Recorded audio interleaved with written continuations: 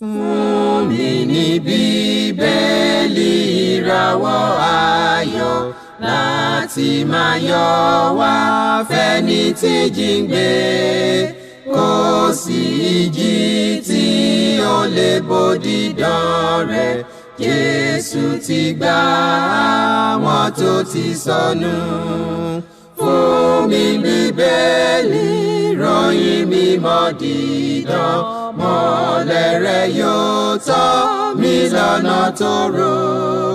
Ẹ̀kọ́ ìlérí òfin ìfẹ́ papọ̀, kóru tó kọjá sọ́jà ìnípẹ̀kun. A kí yín káàbọ̀ sí ètò yín, ètò wa Jeki Bibeli Soro, ètò tí ìjọ Kristi l'Ondo tí wọ́n ń ṣe olùgbọ̀wọ́ rẹ̀ àtijọ́ Kristi níbi gbogbo. A fi ọpẹ́, ìyìn, ògo, ọlá àtàgbára fún Ọlọ́run ẹlẹ́dàá wa fún oore rẹ̀ lórí ayé wa. Ẹ jẹ́ kí a gbàdúrà. Ọlọ́run mímọ́, a gbé yín ga nítorí pé ẹ̀yin ni Ọlọ́run wa. A fi ògo, ọlá, agbára àti ìyìn fún orúkọ yín. Ọlọ́run wa, ẹ jọ̀ọ́ ẹ gbọ́ ọpẹ́, bẹ́ẹ̀ ni kẹ́ gba ìyìn wa. Olúwa Ọlọ́run wa, à ń bẹ̀ yín ní wákàtí ìkẹ́ bá wa sọ̀rọ̀ yín. Ẹ jẹ́ kí ìfẹ́ yín ó yé wa. Ẹ jẹ́ kí ọ̀rọ̀ yín ó di mímọ̀ lọ́kàn wa, kí ẹ sì gbàkóso gbogbo. A dúpẹ́ torí pé ẹ̀yin ni Ọlọ́run wa. Èyí ni ìtọrọ àti ẹ̀bùn wa lónìí àti lọ́jọ́ gbogbo. Lórúkọ Jésù Kristi Olúwa wa, àmín. Lẹ́ẹ̀kan sí a fi ògo, ọlá, agbára àti ìyìn fún Ọlọ́run ẹlẹ́dàá wa fún oore ọ̀fẹ́ rẹ̀ aláìlẹ́gbẹ́, èyí tí a rí gbà lọ́dọ̀ Ọlọ́run wa, fún ìtọ́jú, ìpamọ́, ìwàláyé àti ìwàláàyè rẹ̀. Ògo ni forúkọ Ọlọ́run ẹlẹ́dàá wa títí láéláé, àmín. Lónìí, gẹ́gẹ́ bí a ti sọ fún wa ní ọ̀sẹ̀ tó kọjá lọ pé a ó ṣe apá kejì ẹ̀kọ́ tí a bẹ̀rẹ̀ ní ọ̀sẹ̀ tó kọjá lọ. Ẹ̀kọ́ náà dá lé lórí ǹjẹ́ o wà nínú Kristi? Apá kejì. Ǹjẹ́ o wà nínú Kristi? Apá kejì. Ẹ̀kọ́ yìí, kókó ẹ̀kọ́ yìí la fẹ́ parí lónìí. Ní ọ̀sẹ̀ tó kọjá lọ, a sọ fún wa pé ẹni tí ò bá sí nínú Kristi, ó wà ní òde Kristi. Ẹni tó bá dẹ̀ wà ní òde Kristi, a sọ fún wa pé kò mọ Ọlọ́run, kò ní Ọlọ́run, kò tí ì dẹni ìgbàlà àti ìdárí ẹ̀ṣẹ̀ rẹ̀ jì, bẹ́ẹ̀ ni kò tí ì di àtúnbí. A sọ fún wa pé ọ̀pọ̀lọpọ̀ ìbùkún ni Ọlọ́run ẹlẹ́dàá ohun gbogbo ti fi pamọ́ sínú Jésù Kristi fún àwọn tó bá wà nínú Kristi. A sọ pé ìbùkún ẹ̀mí gbogbo ó ń bẹ nínú Kristi. A sọ fún wa pé a rí ìràpadà, ìdáríjì ẹ̀ṣẹ̀ wa nínú Kristi. A sọ fún wa pé a ní ogún ìní nínú Kristi. A sọ fún wa pé a tilẹ̀ fún wa ní a fi èdìdì ẹ̀mí mímọ́ a fi dè wá nínú Kristi. Ìwé Éfésù orí kìíní ẹsẹ̀ 13. A sọ fún wa pé ẹnikẹ́ni tó bá wà nínú Kristi ó di ẹ̀dá tuntun. Kíyèsí ohun àtijọ́ ti kọjá lọ, sì wò ohun gbogbo di ọ̀tun. Kọ́ríńtì kejì orí 5 ẹsẹ̀ 17 ló kọ́ wa bẹ́ẹ̀. A lè sọ fún wa pé ẹni tó bá wà nínú Kristi, àwọn ìbùkún tí bẹ nínú Kristi pé ó di àtúnbí. Tàrí nínú ìwé Jòhánù orí 3 ẹsẹ̀ 3 sí 5. Àwa ṣàlàyé fún wa lọ́sẹ̀ tó lọ ohun tá a ṣe tá a fi wà nínú Kristi. A ní láti gbọ́ ọ̀rọ̀ Ọlọ́run. A ní láti gba ọ̀rọ̀ Ọlọ́run gbọ́. A ní láti ronúpìwàdà. A ní láti fẹnu ara wa jẹ́wọ́ ìgbàgbọ́ pé Jésù Kristi ọmọ Ọlọ́run ní í ṣe. Bẹ́ẹ̀ ni a ní láti jọ̀wọ́ ara wa fún ìrìbọmi, èyí tí a ń pè ní baptism. Lónìí tí a bá ṣe léyìí, ìbaptisí yìí òun ní mú wa wọnú Kristi gẹ́gẹ́ bí àṣẹ rẹ̀ tá a rí nínú ọ̀rọ̀ Ọlọ́run. A wá sọ fún wa ní ọ̀sẹ̀ tó kọjá lọ pé n tá a ṣe tá a fi wọnú Kristi nìyí. A wá ní tá a ṣe tá a fi mọ̀ pé a wà nínú Kristi pátápátá, òun ni pé a gbúdọ̀ wà nínú ìjọ rẹ̀ tá a sọ pé a ó tan ìmọ́lẹ̀ sí lónìí. Tá a fẹ́ gbéyẹ̀wò lónìí nìyí. Ẹ jẹ́ ká jọ wo Bíbélì, ká jọ máa kẹ́kọ̀ọ́ lọ. A rọ̀ àwọn tí wọ́n ń wò wá nílé pé kí wọ́n gbé Bíbélì wọn sẹ́gbẹ̀ẹ́, kí a jọ máa wo ohun tí Bíbélì wí. Ẹ má ṣe jẹ́ ká gbàgbé ètò yìí ó sọ pé jẹ́ kí Bíbélì sọ̀rọ̀ nínú ohun gbogbo. A gbọ́dọ̀ jẹ́ kí Bíbélì sọ̀rọ̀. ẹ jẹ́ ká wá kẹ́kọ̀ọ́ nínú ọ̀rọ̀ Ọlọ́run. Apá kejì kókó ẹ̀kọ́ ǹjẹ́ o wà nínú Kristi, apá kejì rẹ̀ la fẹ́ gbé yẹ̀wò lónìí. A ti gbé apá kìíní yẹ̀wò tó sọ fún wa pé kí a tó lè wà nínú Kristi a gbọ́dọ̀ gbé ìgbésẹ̀ 5. Ìgbésẹ̀ tó kẹ́yìn ó ní baptisi, a gbọ́dọ̀ rí wá bomi gẹ́gẹ́ bí àṣẹ àti ìlànà Jésù Kristi tó sọ pé ìwé Máàkù orí 14 ẹsẹ̀ 14 tó sọ pé ẹnikẹ́ni tí ó bá gbàgbọ́ tí a sì baptisi rẹ̀ òun ni yóò là, ẹni tí kò bá gbàgbọ́ yóò jẹ̀bi. Tá a bá wá baptisi wa tán, níbo la ó baptisi wa sí?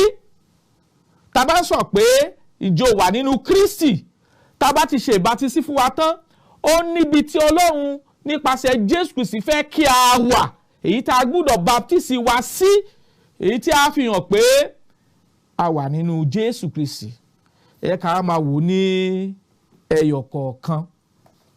Ohun àkọ́kọ́ tá a gbọ́dọ̀ kọ́kọ́ kíyèsí ni pé bí a bá ṣe ìbátísí tá a bá ti gbé ìgbésẹ̀ 5 tọ́lọ́run ká gbé kí a tó lè dẹni ìgbàlà, Ọlọ́run fẹ́ kí a wà nínú rẹ̀, nínú tani? Nínú Jésù.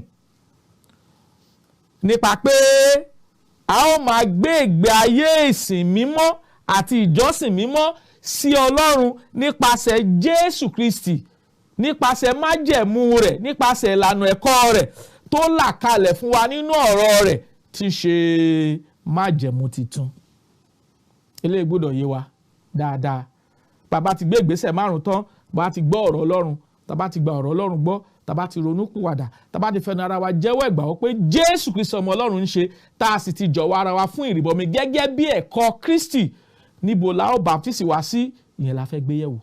Nínú Kristi la ó baptisi wa sí, ṣùgbọ́n Kristi náà ti pèsè ìjọba rẹ̀ sílẹ̀ tí Ọlọ́run fẹ́ kí gbogbo àwọn ọkàn tó ń fẹ́ láti bá Kristi jọba lẹ́kùnrẹ́rẹ́ kí wọ́n wà nínú rẹ̀. Eléyìí gbọ́dọ̀ yé wa. Tá a fẹ́ gbé yẹ̀wò lónìí nìyí, tí a sì fẹ́ kí ogúnlọ́gọ̀ àwọn èèyàn tí wò wá nílé kí wọ́n lóye ìfẹ́ Ọlọ́run. Bíbélì kọ́ wa lẹ́kọ̀ọ́ pé Jésù Kristi gbé ìjọ rẹ̀ kalẹ̀, ó gbé ìjọ kan kalẹ̀. Jésù Kristi gbé ìjọ kan kalẹ̀. Bíbélì kọ́ wa lẹ́kọ̀ọ́ bẹ́ẹ̀. Ibo ni ẹsẹ̀ Bíbélì èyí tí Ọlọ́run ti fira rẹ̀ hàn wá nípasẹ̀ Jésù Kristi pé Jésù Kristi gbé ìjọ kan kalẹ̀? Tẹ́ bá wo ìwé Mátíù orí 14, tí a bá wò láti ẹsẹ̀ 18, Mátíù 16:18, kí ni Bíbélì wí? Jésù ń sọ fún Pétérù pé ìwọ ni Pétérù, lórí àpáta yìí lèmi yóò kọ́ ìjọ mi lé, ẹnu ọ̀nà ipò òkú kì yóò sì lè borí rẹ̀. Ohun tí Jésù sọ nìyí. Tá bá ń sọ pé Jésù Kristi gbé ìjọ kan kalẹ̀ tí ń ṣe ìjọba rẹ̀, èyí tí Kristi sọ ní ìwé Jòhánù orí 3 ẹsẹ̀ 3 sí 5 pé kò sí bí a ṣe lè tún ènìyàn bí, a gbọ́dọ̀ bí nípa omi àti ẹ̀mí kó tó lè wọ ìjọba Ọlọ́run. Ìjọba Ọlọ́run yìí ó ní ìjọ èyí tí Jésù Kristi Olúwa wa gbé kalẹ̀, tí ń ṣe ìjọba Jésù Kristi tàbí ìjọ ti Jésù Kristi. Ilé gbọ́dọ̀ yé wa. So ìwé Mátíù orí 14 ẹsẹ̀ 16-18 ó fi ẹsẹ̀ wa múlẹ̀ pé Jésù Kristi ṣèlérí pé òun yóò gbé ìjọ rẹ̀ kalẹ̀, ẹnu ọ̀nà ipò òkú kì yóò sì lè borí rẹ̀. Ìjọ yìí sì jẹ́ ara Kristi tẹ̀mí, the spiritual body of Christ. Ibẹ̀ sì ni Ọlọ́run pa láṣẹ kí gbogbo ìran ènìyàn kí ó ṣe ìbátísí sí kí a tó lè dá ẹni ìgbàlà. Ilé gbọ́dọ̀ yé wa. Ẹ ká wo Bíbélì, Kọ́ríńtì kìíní orí 12 ẹsẹ̀ 13, kí ni Bíbélì kọ́ wa? Kọ́ríńtì kìíní orí 12 ẹsẹ̀ 13, kí ni Bíbélì wí? Ẹ̀gbọ́n tọ̀rọ̀ Ọlọ́run sọ. Ó ní nítorí pé nínú ẹ̀mí kan ni a ti baptisi gbogbo wa sínú ara kan, ìbá ṣe Júù tàbí Hélénì, ìbá ṣe ẹrú tàbí òmìnira, a sì ti mú gbogbo wa mu nínú ẹ̀mí kan. Nípa ẹ̀mí kan láti baptisi olúkúlùkù ènìyàn sínú ara kan. Ara kan tá à ń sọ yìí òun ni Bíbélì ń pè ní ìjọ. Ẹsẹ̀ Bíbélì mìíràn tí ẹ fẹsẹ̀ wa múlẹ̀ pé ìjọ kan ní ń bẹ. Ìwé Éfésù orí 4 ẹsẹ̀ 4 tó kọ́ wa lẹ́kọ̀ọ́ pé ara kan ní ń bẹ. Ara yìí ó sì túmọ̀ sí ìjọ. Ìjọ tí Jésù Kristi Olúwa wa gbé kalẹ̀ ẹyọ kan ni. Ẹyọ kan ni Jésù Kristi Olúwa wa gbé kalẹ̀. Gẹ́gẹ́ bí ohun tá a kà nínú ìwé Kọ́ríńtì kìíní orí 12 ẹsẹ̀ 13 tó sọ fún wa pé nípa ẹ̀mí kan la fi baptisi olúkúlùkù ènìyàn sínú ara kan, ìbáà ṣe Júù, ìbáà ṣe Hélénì, ìbáà ṣe ẹrú tàbí òmìnira, a sì ti gbogbo wa mu nínú ẹ̀mí kan. So ara Kristi kan, ìjọ Kristi kan la rí àgbékalẹ̀ rẹ̀ nínú Bíbélì tí ń sọ̀rọ̀ Ọlọ́run. Kí a tó lè ní ẹ̀kúnrẹ́rẹ́ òye pé a wà nínú Kristi, a gbọ́dọ̀ ṣe ìbáptísí sínú Kristi. Kristi àwa yàn wá kún ìjọ rẹ̀ tí ń ṣe tirẹ̀. Eléyìí gbọ́dọ̀ yé wa. Ìfẹ́ Ọlọ́run yìí gbọ́dọ̀ yé olúkúlùkù àwọn ènìyàn tí ń wò wá lónìí pé Jésù Kristi gbé ìjọ kan kalẹ̀ tí ń ṣe ìjọ tirẹ̀, tí kì í ṣe tèmi, tí kì í ṣe tiyín, tí kì í ṣe ti pásítọ̀ kan, tí pásítọ̀ kò lóore ọ̀fẹ́ láti pè lórúkọ kan yàtọ̀ sí tí Jésù Kristi Olúwa wa ti pè é. Kò tiẹ̀ sí nínú àwọn àpọ́sẹ́lì tí wọ́n lọ káàkiri tí wọ́n ń polongo Jésù Kristi tí wọ́n gbé ìjọ ìyapa kan kalẹ̀, tí wọ́n gbé ìjọ kan kalẹ̀ yàtọ̀ sí tí Jésù Kristi ti gbé kalẹ̀ pẹ̀lú ìlànà àti ẹ̀kọ́ àti ìlànà ìjọsìn àti ìlànà ohun gbogbo. Jésù Kristi ti là á kalẹ̀ fún àwọn àpọ́sẹ́lì. Àwọn àpọ́sẹ́lì náà sì ti kọ àkọsílẹ̀ rẹ̀ bí ìjọ náà ti bẹ̀rẹ̀ gẹ́gẹ́ bí a ti sàsọtẹ́lẹ̀ rẹ̀ nípasẹ̀ ẹnu Jésù Kristi pé kí wọ́n dúró sí Jerúsálẹ́mù, níbẹ̀ ni ó ti gba agbára, níbẹ̀ ni ìjọ mímọ́ náà, ìjọ Kristi náà níbẹ̀ ni ó ti bẹ̀rẹ̀. So àwọn àfihàn ọ̀rọ̀ Ọlọ́run yìí ló fi hàn wá pé kò sí bá a ṣe lè wà nínú Kristi tá ò bá sí nínú ìjọ rẹ̀ tó gbé kalẹ̀. Eléyìí gbọ́dọ̀ yé wa. Ẹsẹ̀ Bíbélì àkọ́kọ́ nìyí èyí tí àgbéyẹ̀wò. À ń ṣàlàyé pé Kọ́ríńtì kìíní orí 12 ẹsẹ̀ 13 ó ní nípa ẹ̀mí kan la fi baptisi olúkúlùkù ènìyàn sínú ara kan, ìbáà ṣe Júù tàbí Hélénì, ìbáà ṣe ẹrú tàbí òmìnira, a sì ti gbogbo wa mu nínú ẹ̀mí kan. Nípa ẹ̀mí kan la fi baptisi olúkúlùkù ènìyàn sínú ara kan tí ń ṣe ara Kristi. Tí a bá tún tẹ̀síwájú sí, tá a bá wo ìwé Éfésù orí 1 nígbà tá à ń gbé àlàyé kalẹ̀ nípa ohun tá à ń pè ní ara Kristi, ká gbé àlàyé kalẹ̀. Ìwé Éfésù orí 1 ẹsẹ̀ 22 22 sí ìsàlẹ̀ sí kẹgbọ́n tí Bíbélì wí. Ó ní ó sì ti fi ohun gbogbo sábẹ́ ẹsẹ̀ rẹ̀, ó sì ti fi ṣe orí lórí ohun gbogbo fún ìjọ, èyí tí ń ṣe ara rẹ̀, ẹ̀kún ẹni tó kún ohun gbogbo nínú ohun gbogbo. Ìjọ jẹ́ ara Kristi. Eléyìí gbọ́dọ̀ yé wa. Ìwé Kólósè orí 1 ẹsẹ̀ 22 náà tún kọ́ wa lẹ́kọ̀ọ́ nípa ara tí ń ṣe ìjọ. Kólósè orí 2 ẹsẹ̀ 22 kí l'Olúwa wí? Ó ní ó sì jẹ́ orí fún ara, èyí ni ìjọ, ẹni tí ń ṣe ìpilẹ̀ṣẹ̀, àkọ́bí láti inú òkú wá, pé nínú ohun gbogbo kí ó lè ní ipò tí ó ga jùlọ. Ta ló jẹ́ orí fún ara? Kristi ló jẹ́ orí fún ara. Níta gbìyànjú láti fi ẹsẹ̀ wa múlẹ̀ ni pé Jésù Kristi ó ti gbé ìjọ rẹ̀ kalẹ̀ tí ń ṣe ìjọ kan. Ìjọ kan ni Jésù Kristi gbé kalẹ̀. Níbẹ̀ l'Ọlọ́run fẹ́ kí gbogbo ènìyàn tó fẹ́ láti dẹni ìgbàlà gẹ́gẹ́ bí ẹ̀kọ́ tàrí nínú ìwé Kọ́ríńtì kìíní orí 12 ẹsẹ̀ 13 kí a baptisi sínú rẹ̀ gẹ́gẹ́ bí ìlànà tí Jésù Kristi Olúwa wa ti gbé ka iwájú wa. Ẹ ká tún fẹsẹ̀ wa múlẹ̀, à ń ṣàlàyé ara Kristi kan tí ń ṣe ìjọ kan. À ń ṣàlàyé pé ara Kristi jẹ́ ìjọ. Ẹ ká tún gbé àlàyé kalẹ̀ ká wo ohun tọ́rọ̀ Ọlọ́run sọ nínú ìwé Kólósè bákan náà orí 1 ẹsẹ̀ 24 24. Kí ni Olúwa wí? Ẹgbọ́n tó Olúwa sọ o. Ó ní nísinsìnyí èmi ń yọ̀ nínú ìyà mi nítorí yín, èmi sì ń mú ìpọ́njú Kristi tí ó kù lẹ́yìn kù ní ara mi nítorí ara rẹ̀ tí ń ṣe ìjọ. Ẹ wo àwọn ẹsẹ̀ ọ̀rọ̀ Ọlọ́run yìí tó fi wá lọ́kàn balẹ̀ tó sì fi yé wa pé Jésù Kristi Olúwa wa ó gbé ìjọ kan kalẹ̀. A ti kà á pé Kọ́ríńtì kìíní orí 12 ẹsẹ̀ 13 pé nípa ẹ̀mí kan láti baptisi olúkúlùkù ènìyàn sínú ara kan là ń wádìí pé gbogbo àwọn tó gba Ọlọ́run gbọ́ nígbà àwọn àpọ́sẹ́lì a baptisi wọn sínú ara kan. Ìwé Éfésù orí 1 ẹsẹ̀ 22 sí 23 22-23 ó fi ẹsẹ̀ wa múlẹ̀ pé ara yìí òun ni ìjọ èyí tí Jésù sì jẹ́ orí fún.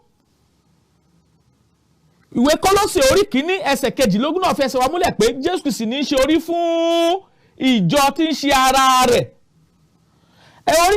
Kólósè orí 1 ẹsẹ̀ 24 náà tún fi ẹsẹ̀ wa múlẹ̀ pé ara Kristi òun ni ìjọ kan ni Jésù Kristi gbé kalẹ̀. Tá bá tún wò tá bá wo ìwé Iṣẹ́ Àpọ́sítélì orí 2 ẹsẹ̀ tí ó kẹ́yìn ẹsẹ̀ 47 47 kí l'Ọlọ́run sọ? Bẹ́ẹ̀ni ni wọ́n yin Olúwa wọ́n sì ní ojúrere lọ́dọ̀ ènìyàn gbogbo. Olúwa sì yàn kún ìjọ lójoojúmọ́ àwọn ẹni tí à ń gbàlà. Jésù ló ń yàn kún ìjọ ènìyàn rẹ̀ nípa àwọn tó gbàgbọ́ pé Jésù Kristi ni Ọlọ́run ti fi ìgbàlà rán sí ìran ènìyàn. Eléyìí gbọ́dọ̀ yé wa àwa tí à ń wò wá nílé tá sì ń tẹ̀síwájú nínú ẹ̀kọ́ ọ̀rọ̀ Ọlọ́run pé tá bá ti gbé ìgbésẹ̀ 5 a gbọ́dọ̀ ṣe ìbáptísí fún ìwẹ̀nùmọ́ ẹ̀ṣẹ̀ wa kí Kristi fúnra ara rẹ̀ kó sì yàn wá kún ìjọ tirẹ̀. Jésù Kristi ní ìjọ tirẹ̀ torí gbogbo àwọn tó gba Jésù Kristi gbọ́ wọ́n gbọ́dọ̀ wà lábẹ́ àsíá rẹ̀, wọ́n gbọ́dọ̀ wà lábẹ́ ìtọ́ni àti ẹ̀kọ́ rẹ̀ àti lábẹ́ ẹ̀kọ́ àwọn àpọ́sẹ́lì torí pé ìjọ kan ni Jésù Kristi gbé kalẹ̀. Àwọn tó Ọlọ́run fẹ́ ká máa polongo nìyí. Jésù Kristi kọ́ ló gbé ìjọ ní irú kalẹ̀. Eléyìí gbọ́dọ̀ yé wa dáadáa. Ìjọ kan tàrí nínú Bíbélì tí Jésù Kristi gbé kalẹ̀ òun ni ìjọ tó jẹ́ ti Kristi. Gbogbo àgbékalẹ̀ mìíràn tá ò rí ìfẹsẹ̀múlẹ̀ rẹ̀ nínú Bíbélì ó jẹ́ ti ayé. Ntọ́rọ̀ Ọlọ́run sọ ni ẹnikẹ́ni tí ò bá sì sí nínú Kristi tí ò sí nínú ìjọba àtijọ́ rẹ̀ kò sí nínú Kristi. Àdúrà wa sí Ọlọ́run ni pé a ò ní ṣe làálàá lásán lórúkọ Jésù Kristi. Àmín. Ká má bàa ṣe làálàá lásán ẹ jẹ́ ká padà sínú Bíbélì ká lọ wádìí ìjọ náà tí Jésù Kristi Olúwa wa gbé kalẹ̀ fún ìgbàlà àti dáǹdè ọkàn wa. Eléyìí ṣe pàtàkì ó sì ṣe kókó. Bíbélì tún kọ́ wa lẹ́kọ̀ọ́ pé ara kan ní ń bẹ ìjọ tí ń ṣe ìjọ Kristi kan. Tẹ́ bá wo bí ìjọ ṣe bẹ̀rẹ̀ gẹ́gẹ́ bí àsọtẹ́lẹ̀ Jésù ní ìwé Lúùkù nígbà tá kíyèsí Lúùkù orí 14 ní 24 nígbà tá wò láti verse 47 ó ní ìrònúpìwàdà ni wọ́n wàásù ní orílẹ̀-èdè gbogbo bẹ̀rẹ̀ ní Jerúsálẹ́mù. Ibi Jerúsálẹ́mù yẹn gẹ́gẹ́ bí àsọtẹ́lẹ̀ ìtàwọn wòlíì ti sọ nínú ìwé Àìsáyà orí 2 láti ẹsẹ̀ 2 sí 3. Ohun tí ìwé Míkà orí 4 ẹsẹ̀ 1 sí 4 ti sọ pé Jerúsálẹ́mù ni ọ̀rọ̀ mímọ́ náà yóò ti jáde. Ọ̀rọ̀ kan náà ni Jésù Kristi sọ pé ìwàásù ìrònúkúwàdà ní orúkọ rẹ̀ yóò bẹ̀rẹ̀ yóò lọ sórílẹ̀-èdè gbogbo ṣùgbọ́n bẹ̀rẹ̀ ní Jerúsálẹ́mù níbi tí ìjọ àkọ́kọ́ tá a rí nínú Bíbélì níbi tó ti bẹ̀rẹ̀ nìyí. Ìjọ yìí sì jẹ́ ti ta ni? Ó jẹ́ ti Jésù Kristi. A ò forúkọ ẹlòmíràn pé ìjọ náà nítorí pé Jésù Kristi òun ló kú fún ìjọ. Òun ló ṣèlérí pé òun máa gbé ìjọ náà kalẹ̀. Òun ni ọkọ fún ìjọ. Òun lórí ìjọ. Òun lólùgbàlà ìjọ. Tàrí nínú ìwé Éfésù orí 5 ẹsẹ̀ 23 Ephesians 5:23 ló fi ẹsẹ̀ wa múlẹ̀ pé Jésù Kristi ni olùgbàlà fún ìjọ. Jésù Kristi ni ọkọ fún ìjọ.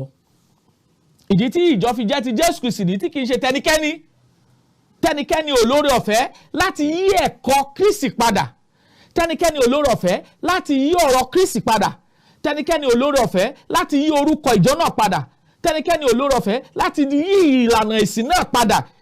yàtọ̀ sí ìta ti bá lọ́wọ́ àwọn àpọ́stélì eléyìí gbọ́dọ̀ yé wa. Àwọn àpẹẹrẹ tó fi hàn pé a wà nínú Kristi nìyí. Tẹ́ bá wo ìwé Jòhánù orí 15 tẹ́ bá wo ẹsẹ̀ kínní tó dá wa lẹ́kọ̀ọ́ pé òun ni àjàrà bàbá òun ni olùṣọ́gbà ẹ̀ka kẹ́ka tí ò bá dó nínú mi kí la ó ṣe sí òun la ó gé wọn lulẹ̀. Bá ò bá dúró nínú ìjọba Kristi tí ń ṣe ìjọ rẹ̀, bá a bá dúró nínú ẹ̀kọ́ rẹ̀, bá a bá dúró nínú ìlànà ìsìn rẹ̀, tá a bá dúró nínú ètò ìgbàlà rẹ̀, a ò sí nínú Kristi gẹ́gẹ́ bí ọ̀rọ̀ Ọlọ́run. Ilé gbọ́dọ̀ yé wa bí a ti ń tẹ̀síwájú. Ìjọ kan ni Jésù Kristi gbé kalẹ̀. Ìjọ yìí ìjọ Kristi sì ni. Kristi ló ní, kì í ṣe tèmi, kì í ṣe tí, kì í ṣe tẹnikẹ́ni. Kristi ló ní, olófin ẹ̀jẹ̀ ara rẹ̀ ra ìjọ. Òun sì lolùgbàlà aráyé. Ẹ jẹ́ a padà sínú ọ̀rọ̀ Ọlọ́run. Àwọn nǹkan tá a fi hàn pé a wà nínú Kristi nìyí. Bá a bá sí nínú Kristi, a ṣe tiwa lọ́tọ̀. Ẹni tí ò bá sínú Kristi kò ní tẹ̀lé Kristi pátápátá.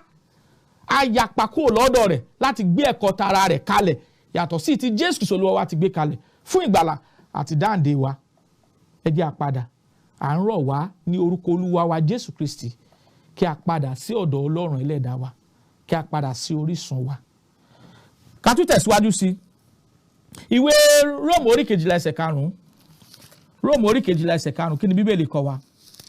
Orí 12 ẹsẹ̀ 5 kí ni Bíbélì wí? Ẹgbọ́n tó Olúwa wí ni.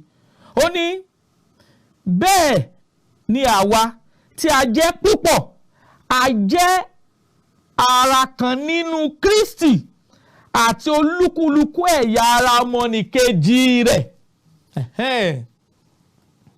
A jẹ́ ara kan, one body nínú Kristi. Kò sí bí Kristi ṣe lè ní ìyàwó táníjọ ẹyọ kan lọ. In fact, bẹ́ẹ̀lì tí ẹ jẹ́ ká mọ̀ pé ìjọ jẹ́ àyà fún Kristi tí ń ṣe ìjọ tirẹ̀ tó gbọ́, ìjọ tó tẹ́tí sí àṣẹ àti ìlànà rẹ̀ tó sì dúró lábẹ́ àsíá rẹ̀. Gẹ́gẹ́ bí ìwé Róòmù orí 12 ẹsẹ̀ 5 ti kọ́ wa. Ẹ̀yin ènìyàn wa nílé, ẹ jẹ́ a padà sí ọ̀dọ̀ Jésù, ká padà sínú ìjọ rẹ̀, ká padà sínú ìjọba rẹ̀. Ìjọ náà ṣì ń bẹ láàyè lónìí. Àwọn ọmọ Ọlọ́run tí wọ́n ṣe tán láti padà sínú ìfẹ́ Ọlọ́run ṣì ń bẹ lónìí. Bí a bá ṣe tán láti padà láti wà nínú Kristi, àwọn tá a ṣe nìyí. Torí pé Jésù Kristi ti gbé ìjọ kan kalẹ̀. A gbọ́dọ̀ gbọ́ ọ̀rọ̀ Ọlọ́run, gbàrọ̀ Ọlọ́run gbọ́, ká ronúpìwàdà, ká fẹnu ara wa jẹ́wọ́ ìgbàgbọ́ pé Jésù sọmọ Ọlọ́run ń ṣe, ká sì jọ ara wa fún ìrìbọmi kí Kristi fúnra ara rẹ̀ kó wá yàn wá kún ìjọ tirẹ̀. Tá bá wọnú ayé lónìí ọ̀pọ̀lọpọ̀ ìgbékalẹ̀ ìjọ ló wà. Wọ́n ìbéèrè ni pé mélòó ni Jésù Kristi Olúwa wa gbé kalẹ̀? Ẹyọ kan ni. Ẹyọ kan ló gbé kalẹ̀. Ìjà padà sínú ọ̀rọ̀ Ọlọ́run. Kọ́ríńtì kìíní orí 12 ẹsẹ̀ 12. Kọ́ríńtì kìíní orí 12 ẹsẹ̀ 12 kí ni Bíbélì kọ́ wa? Kọ́ríńtì kìíní orí 12 ẹsẹ̀ 12 kí a tún wo ohun tí Bíbélì gbé àlàyé rẹ̀ kalẹ̀ fún wa. Ó ní nítorí gẹ́gẹ́ bí ara ti jẹ́ ọ̀kan tí ó sì ní ẹ̀yà púpọ̀, ṣùgbọ́n tí gbogbo ẹ̀yà ara tí ń ṣe púpọ̀ jẹ́ ara kan, bẹ́ẹ̀ sì ni Kristi pẹ̀lú. À ń sọ̀rọ̀ nípa ara, ń sọ pé ara ni ìjọ. A dẹ̀ sọ pé gbogbo ẹ̀yà ara wọ́n ti ní ọ̀pọ̀lọpọ̀ ẹ̀ka, ṣùgbọ́n ara kan ni. Ara kan túmọ̀ sí pé ìjọ kan ni. Ìjọ kan ni Jésù Kristi Olúwa wa gbé kalẹ̀. Ilé gbọ́dọ̀ yé wa. Ìwé Éfésù àti kà orí 4 ẹsẹ̀ 4 sọ fún wa pé ara kan ní ń bẹ. Ìyẹn tó túmọ̀ sí pé ìjọ kan ní ń bẹ pẹ̀lú àlàyé tí a ti gbé kalẹ̀ ṣáájú. Ìwé Éfésù orí 5 gbàtà kíyèsí ẹsẹ̀ 23 ó jẹ́ kí a mọ̀ pé nítorí ọkọ ní í ṣe orí fún aya gẹ́gẹ́ bí Kristi ti ń ṣe orí fún ìjọ, òun sì ni olùgbàlà ara. Ìta ń gbìyànjú láti gbé kalẹ̀ fún àwọn ènìyàn nílé gẹ́gẹ́ bí ìlànà àtẹ̀kọ́ tá a bá nínú Bíbélì ni pé Jésù Kristi Olúwa wa ó gbé ìjọ kan kalẹ̀. Ìjọ náà ṣì ń bẹ láàyè lónìí. Ìjọ náà ń ṣe tán láti padà sí ọ̀dọ̀ Kristi. A sọ pé ìjọ náà sì sọ pé ìjọ Kristi sọ pé ká kúrò nínú ìyapa tí ń bẹ nínú ẹ̀sìn lónìí kí a padà sí ọ̀dọ̀ Jésù Kristi ká padà sínú ìlànà Ọlọ́run. Kò sí bá a ṣe lè wà nínú Kristi tá ò bá sí nínú ìjọ tó fúnra rẹ̀ gbé kalẹ̀, tá ò bá sínú àwọn tó ṣetán láti padà sí ọ̀dọ̀ Ọlọ́run, a ò sí nínú Kristi.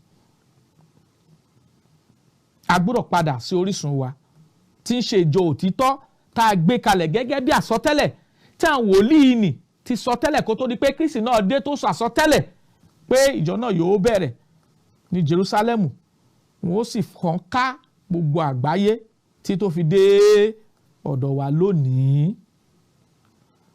Tá a bá tún padà sí àsọtẹ́lẹ̀ tí Jésù Kristi Olúwa wa sọ ní Ìṣe Àpọ́sítélì orí kìíní ẹsẹ̀ 8, ó lẹ́yìn ó ṣe ẹlẹ́rìí mi ní Jerúsálẹ́mù, ní Jùdíà, ní Samaria, tí tó fi dé ìpìlẹ̀ gbogbo ayé. Àsọtẹ́lẹ̀ Jésù nìyí, ó sì wá sí ìmúṣẹ bẹ́ẹ̀ ní ìgbà tí ìjọ bẹ̀rẹ̀ ní Jerúsálẹ́mù. Ó tàn kálẹ̀ lọ sí Jùdíà, ó lọ sí Samaria gẹ́gẹ́ bí àsọtẹ́lẹ̀ Kristi, ó sì fọ́n ká sí gbogbo ayé títí di àkókò yìí. Ẹ jẹ́ ká padà sí ọ̀dọ̀ Ọlọ́run ẹlẹ́dàá wa, kí a padà sí ọ̀dọ̀ Jésù, kí a sì padà sínú ìjọba rẹ̀ tí ń ṣe ìjọ rẹ̀ tó gbé kalẹ̀. Ọlọ́run ò fẹ́ ká gbé òmíràn kalẹ̀ yàtọ̀ sí ti Jésù Kristi ti gbé kalẹ̀. Àwọn olóyìnbá sọ pé prototype, gbogbo àpẹẹrẹ ìjọ náà àti kọ àkọsílẹ̀ rẹ̀ fún wa nínú Bíbélì. Ọlọ́run fẹ́ ká gbé òmíràn kalẹ̀ gẹ́gẹ́ bí ohun tá a rí nínú ìwé Kọ́ríńtì kìíní orí 3 ẹsẹ̀ 11. Ó ní ìpìlẹ̀ mìíràn ni ẹnikẹ́ni kò lè fi lélẹ̀ ju èyí tí a ti fi lélẹ̀ lọ, tí í ṣe Jésù Kristi. A ti fi ìpìlẹ̀ ohun gbogbo lélẹ̀ fún wa, a ti fi ìpìlẹ̀ ìjọ lélẹ̀, a ti fi ìpìlẹ̀ ètò ìgbàlà Ọlọ́run lélẹ̀, a ti fi ìpìlẹ̀ ẹ̀kọ́ Kristi lélẹ̀, a ti fi ìpìlẹ̀ ìrètí ìyà nípẹ̀kun lélẹ̀, a ti fi ìpìlẹ̀ ìlànà ìsìn lélẹ̀, a ti fi ìpìlẹ̀ ohun gbogbo tó yẹ ká mọ̀ nípa Ọlọ́run lélẹ̀. A lè tún kà á nínú ìwé Éfésù orí 2 ẹsẹ̀ 20 pé ìpìlẹ̀ náà á gbé lórí àwọn àpọ́sítélì àtàwọn wòlíì, èyí tí Jésù Kristi jẹ́ pàtàkì igun ilé fún. Kí ìpìlẹ̀ náà ń ṣe ìpìlẹ̀ tẹ́lòmíràn á ṣẹ̀ṣẹ̀ tún gbé kalẹ̀, á ti gbé kalẹ̀ lórí ìpìlẹ̀ àwọn àpọ́sítélì Jésù Kristi tá a kà fún wa nínú Bíbélì. Àwọn la gbé ìpìlẹ̀ ìjọ náà lélẹ̀ fún, àtàwọn wòlíì tí wọ́n bá wọn ṣiṣẹ́ papọ̀, tí Kristi fúnra rẹ̀ jẹ́ pàtàkì igun ilé. Ẹ dẹ̀ mọ̀ pé bàbá ti fi ìpìlẹ̀ ohun kan lélẹ̀, ká máa mọ̀lé lókù. Ẹ jẹ́ ká mọ̀lé òtítọ́ tàrí nínú ọ̀rọ̀ Ọlọ́run. Ẹ̀yin tẹ́ ń gbọ́ mi, tẹ́ ń wò wá, ẹ jẹ́ á padà sínú Bíbélì, ká padà sínú ọ̀rọ̀ Ọlọ́run. Torí tá a bá padà, ayọ̀ ni ó jẹ́ fún wa. Kí ni Ọlọ́run tilẹ̀ kọ́ wa nígbà tá a kíyèsí Tímótì kejì orí 1 ẹsẹ̀ 1, kí ni Bíbélì sọ fún wa? Tímótì kejì orí 1 ẹsẹ̀ 1, kí l'Olúwa wí? Ẹ gbọ́ o, ó ní Pọ́ọ̀lù àpọ́stélì Kristi Jésù nípa ìfẹ́ Ọlọ́run gẹ́gẹ́ bí ìlérí ìyè tí ń bẹ nínú Kristi Jésù. Bí a bá padà sí ọ̀dọ̀ Ọlọ́run ẹlẹ́dàá wa sínú ọ̀rọ̀ rẹ̀, a ní ìrètí tàbí ìlérí ìyè àìnípẹ̀kun tí ń bẹ nínú Kristi. Bí a bá padà ńkọ́? Ọlọ́run fẹ́ ká fi ìsìn wa sí Ọlọ́run ká fi hàn lásán. Ọlọ́run fẹ́ ká fi ìsìn wa hàn sí Ọlọ́run gẹ́gẹ́ bí ìfẹ́ rẹ̀ tó là kalẹ̀ tó sì gbé kalẹ̀ nípa ọ̀rọ̀ Ọlọ́run. Ǹjẹ́ o wà nínú Kristi? Ǹjẹ́ o ti gbọ́ ọ̀rọ̀ Ọlọ́run? Ǹjẹ́ o ti gbà ọ̀rọ̀ Ọlọ́run? Ǹjẹ́ o ti ronúpìwàdà? Ǹjẹ́ o ti fẹnu ara rẹ̀ jẹ́wọ́ ẹ̀gbà pé Jésù Kristi ọmọ Ọlọ́run ní ṣe? Ṣáà ti baptisi rẹ gẹ́gẹ́ bí àṣẹ. Ìbaptisi tá à ń sọ, ìbaptisi ìrìbọmi ni. Ohun mìíràn tó bá yàtọ̀ sí ìrìbọmi kì í ṣe ìlànà tí Kristi gbé kalẹ̀ nìyí. Ṣáà ti wọnú ìjọ kan ṣoṣo tí Jésù Kristi Olúwa wa gbé kalẹ̀. Tá a rí àpẹẹrẹ rẹ̀, àkọsílẹ̀ rẹ̀ nínú Bíbélì tí í ṣe májẹ̀mú titun fún wa. Eléyìí gbọ́dọ̀ yé wa, ẹ̀yin ènìyàn wa nílé. Torí pé Ọlọ́run fẹ́ kí a tẹ̀síwájú nínú ìfẹ́ Ọlọ́run, nínú ọ̀rọ̀ Ọlọ́run. Ẹ má ṣe jẹ́ ká gbàgbé, Jésù Kristi fúnra ara rẹ̀ ló sọ pé ẹ̀yin yóò mọ òtítọ́, òtítọ́ yóò sì sọ yín di òmìnira. Paul tún sọ pé ó ní òtítọ́ ni ọ̀rọ̀ náà, ó sì yẹ fún ìtẹ́wọ́gbà pé Jésù Kristi wá sínú ayé yìí láti wá gba ẹlẹ́ṣẹ̀ là nínú èyí tí mo jẹ́ àgbà. Òtítọ́ ni, ó yẹ fún ìtẹ́wọ́gbà. Gbogbo tá à ń sọ nípasẹ̀ Kristi àti ìjọ rẹ̀ àti bí a ṣe lè wọnú Kristi, òtítọ́ ni. Ẹ jẹ́ ká wádìí Bíbélì wa, ká padà sínú Bíbélì, ká padà sínú ọ̀rọ̀ Ọlọ́run. Àdúrà wa sí Ọlọ́run ni pé Ọlọ́run nínú àánú rẹ̀ yóò fún wa ní òye àti ìmọ̀ rẹ̀ láti padà sí ọ̀dọ̀ Kristi gẹ́gẹ́ bí àgbékalẹ̀ ọ̀rọ̀ Ọlọ́run. Gbogbo tọ́lọ́run fẹ́ ká mọ̀ pátá ló ti fún àwọn àpọ́sẹ́lì gẹ́gẹ́ bí oore ọ̀fẹ́ àti nípa ìmímọ́ rẹ̀ tí a sì kọ àkọsílẹ̀ rẹ̀ fún wa lónìí. Gbogbo tó nìkan ṣe pẹ̀lú ìyè àti wà bí Ọlọ́run láti fi hàn fún àwọn àpọ́sẹ́lì. Pétérù kejì orí kìíní ẹsẹ̀ 3 ló sọ bẹ́ẹ̀. Ẹ jẹ́ ká padà sí ọ̀dọ̀ Ọlọ́run, kí a padà sọ́dọ̀ Jésù Kristi. A sì gbà á ládùúrà pé oore ọ̀fẹ́ láti padà sínú òtítọ́, sínú Kristi, tí Kristi yóò fi yàn wá kún ìjọ rẹ̀, Ọlọ́run yóò fi fún wa lórúkọ Jésù Kristi. Àmín. Tí ẹ bá ní ìbéèrè láti béèrè fún àwọn ẹ̀kọ́ èyí tí a ti gbé kalẹ̀ ní wákàtí yìí, àwọn nọ́mbà tí ẹ ó pè wá sí nìyí: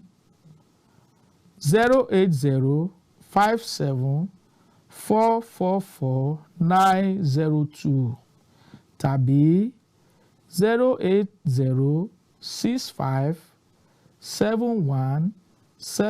08065717023. A tún nọ́mbà náà pè fún wa: 08057444902 tàbí 08065717023.